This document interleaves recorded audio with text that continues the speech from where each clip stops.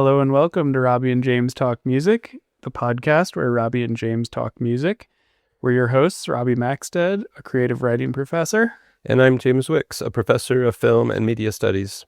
This week's episode focuses on an EP that we think our listeners need to know about.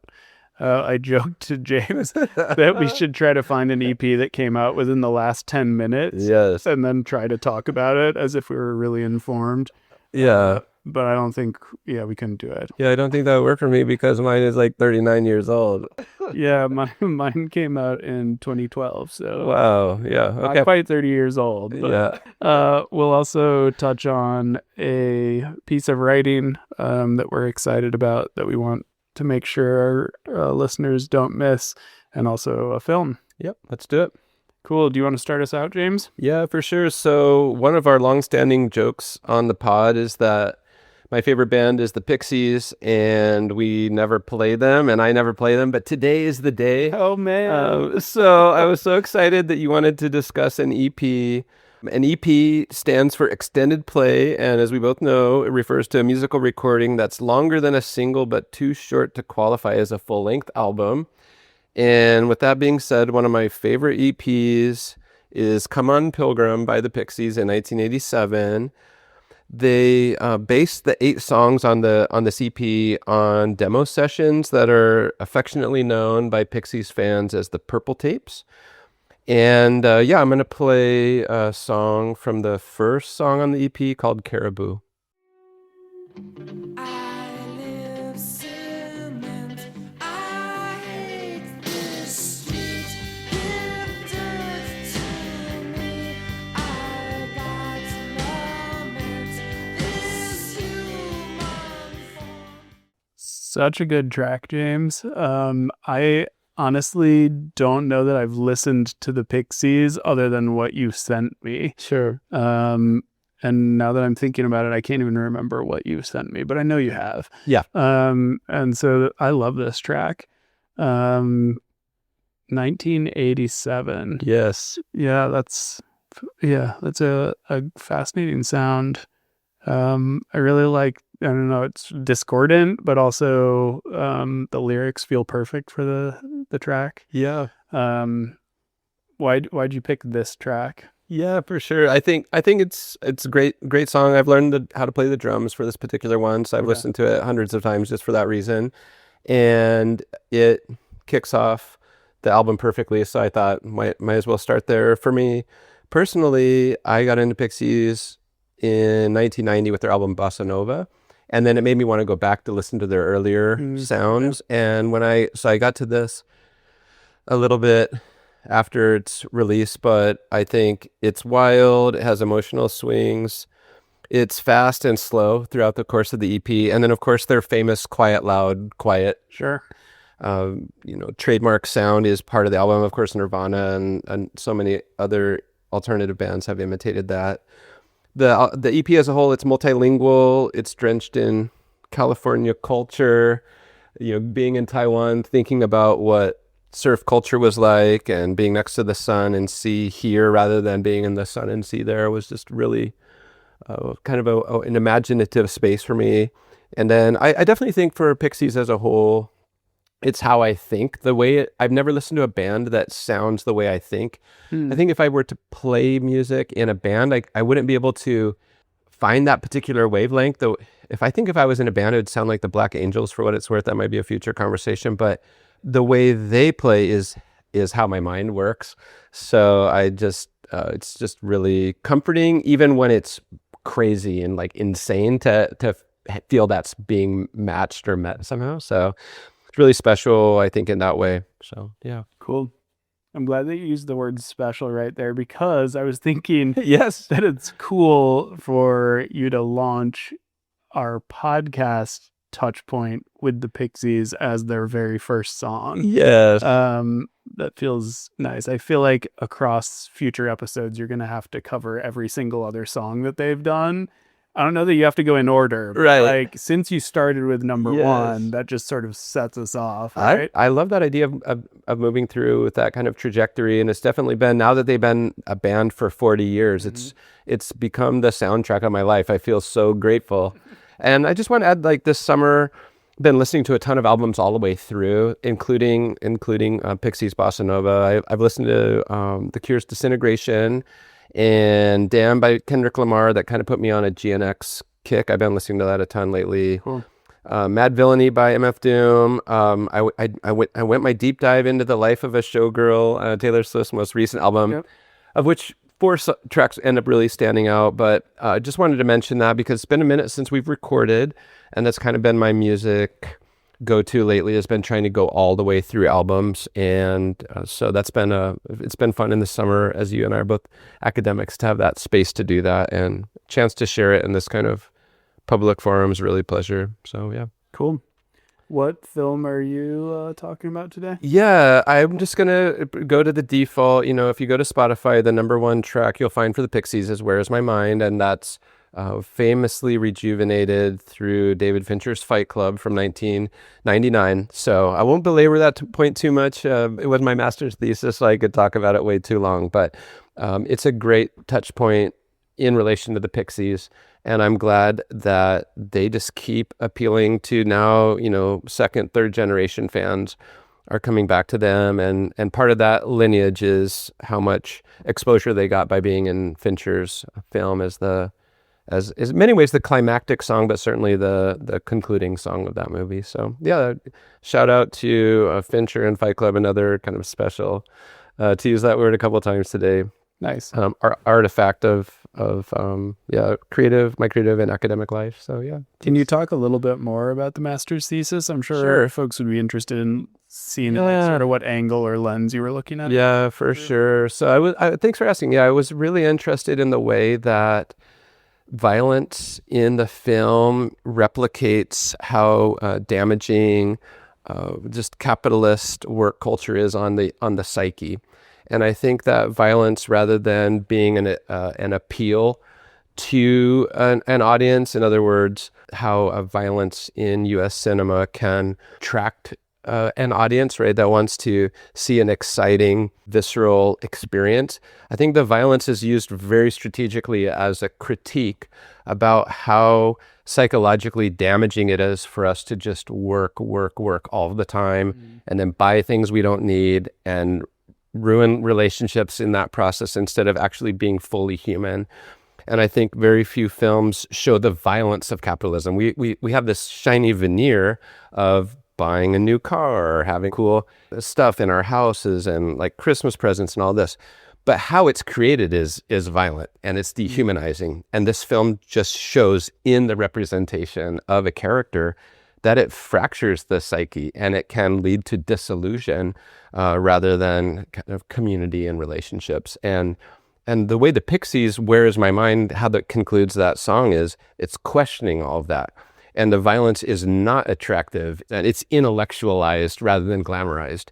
It came out the same year as The Matrix, and The Matrix glorifies violence, like the bullets move in slow motion and trench coats and like cool action sequences.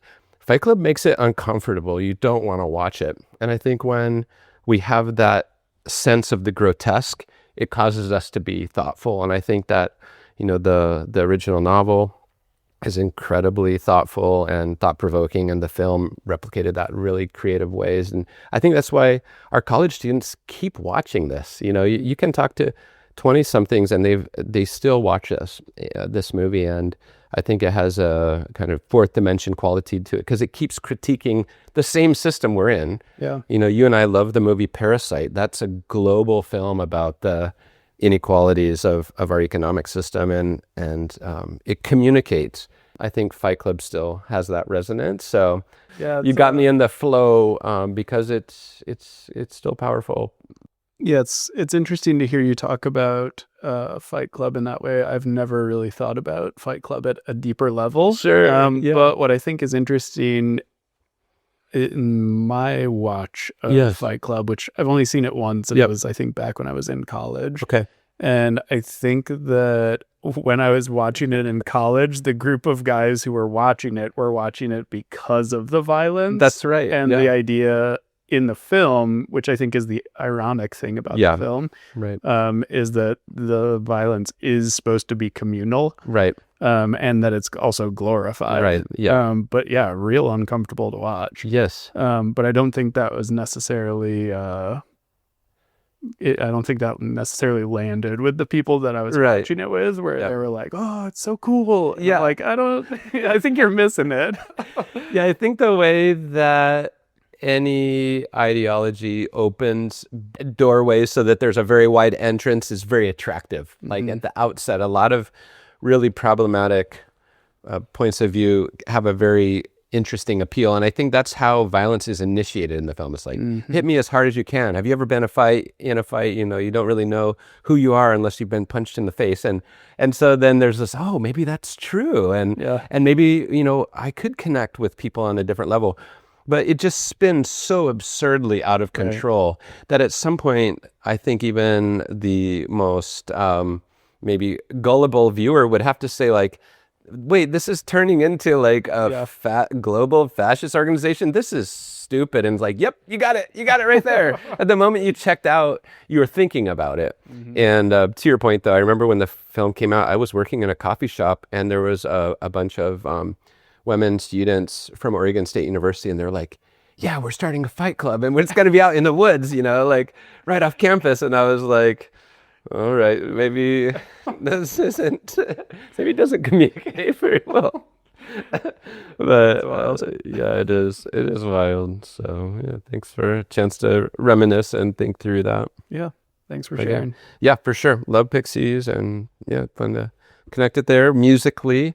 Yeah, Robbie, what do you have for us today? Yeah, my EP is more recent, as I noted, came out in 2012.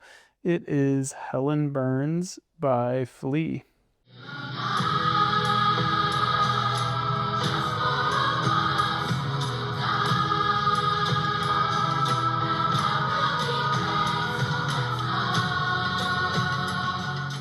Hey, Robbie, loved hearing this song. It's a song I really love. And what's more important, though, than that is that when we were listening to this song, you were just gushing about how this song makes you feel. Yeah. And to me, that is one of the coolest things about art in general, is not necessarily agreement, but just getting to know what someone's aesthetics are.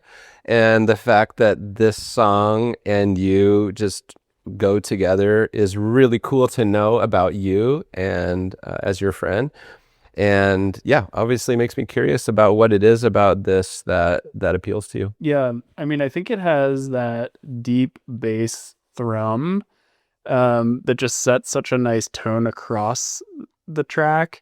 And then when the kids choir comes in, like, it just such a beautiful pairing with the sort of I don't know, almost deep dark sound of the track, but then this almost like angelic vocal comes in. And then the like weird harmonica at the end. Like, I don't know, it's just a real quirky, different track, which I think is what I like overall about this EP, is that each track is pretty different. Yes. Yeah, that's true.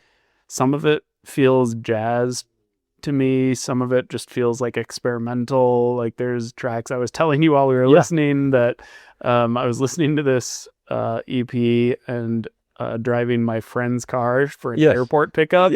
My oldest, Milo, was like hearing some of the like experimental sounds, and because the speakers were in a different place, he was like just like flipping around trying to figure out like where these noises were coming from, and I was just like watching it in the rearview mirror. And I think I love experimental music like that. So yeah, I mean, there are other tracks like this one.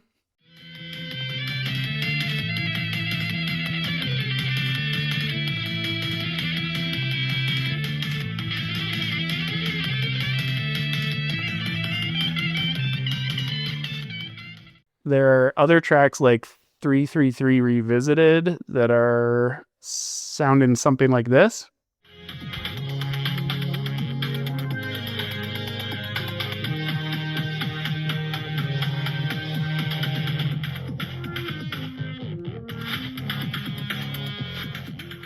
where it's just like driving beat, really intense sound. But then there's also tracks like Helen Burns that sound like this.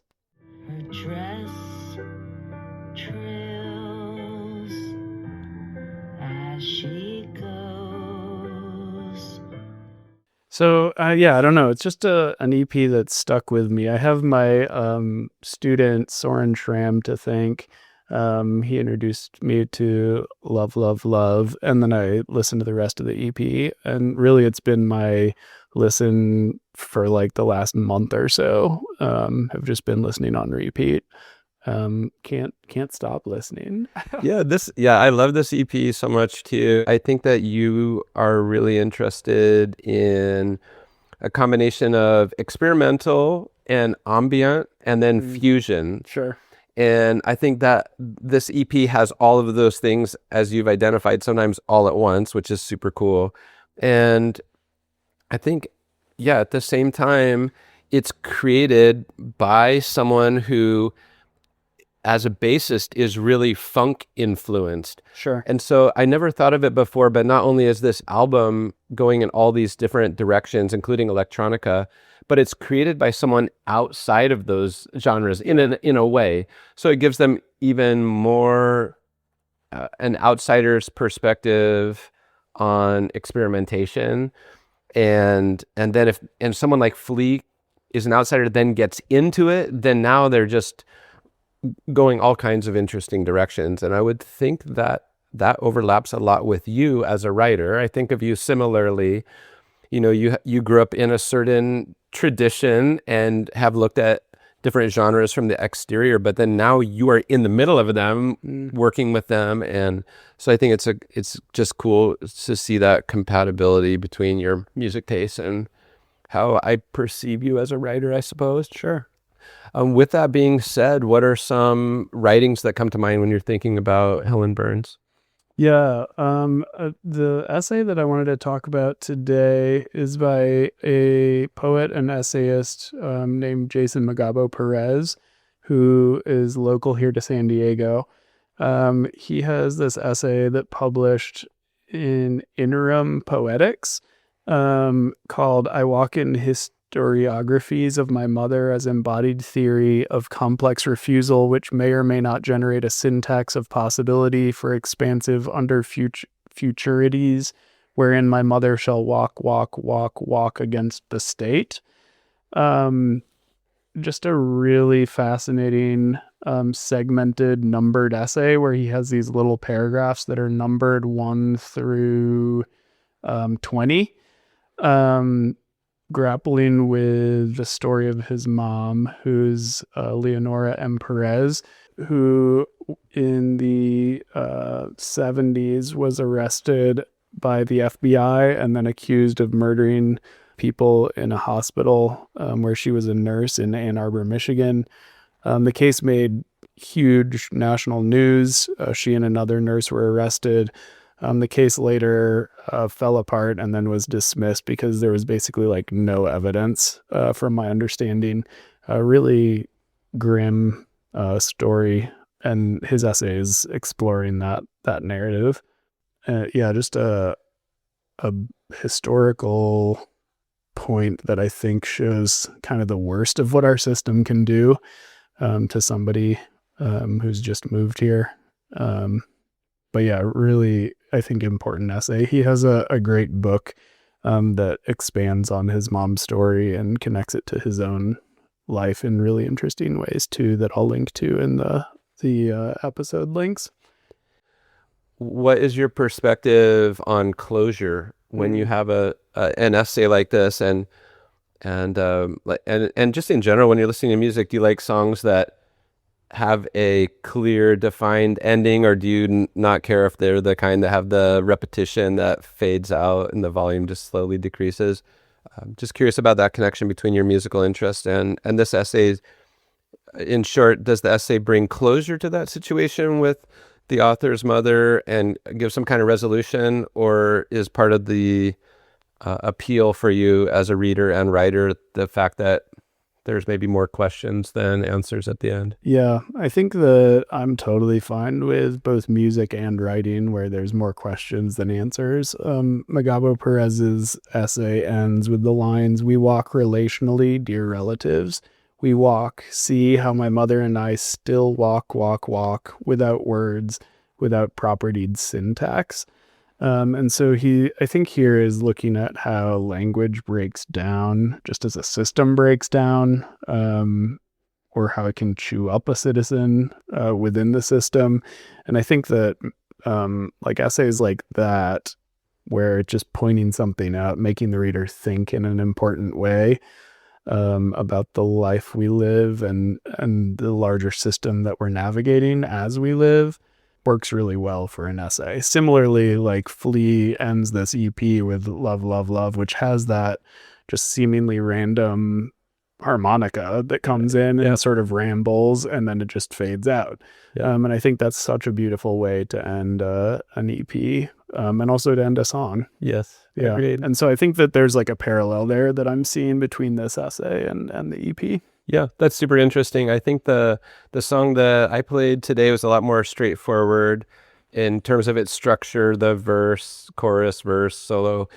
But the similarity, if I may, is the Pixies lyrics are absurd and there's not a clear narrative or organizing principle. They just meander. One time Frank Black was asked how he writes his songs and he said that he uses a thesaurus, it's just for, and the random facet of the lyrics, to me, it links with what you're saying. There's a correlation there. It's as thoughtful as a well-delivered academic argument, but it's just a totally different method of communication. And mind expansive, I think, in that way, and definitely my way of kind of roaming in the music, which I see in your selections as well, because there's just a lack of parameters. Sure. So yeah, I think that's a good way to wrap up all of the stuff we've been talking about and listening to today. It's been a great pleasure. Thank you so much, Robbie. Yep. As always, thanks to our listeners. Thanks to James for producing this episode. More soon. Thanks, everyone.